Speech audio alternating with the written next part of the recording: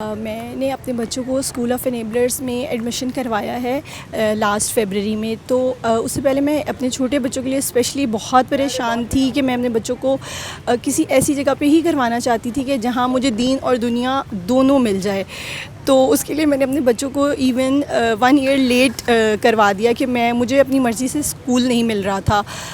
تو جب مجھے پتہ چلا ایک دن رینڈملی میں نے بہت اللہ تعالیٰ سے دعا کی اینڈ فائنلی مجھے نا ایک ایڈ نظر آیا یوٹیوب پہ اینڈ میں نے اس پہ بس رینڈملی ایسے واٹس ایپ پہ کر کے پوچھا ڈیٹیلز پلیز.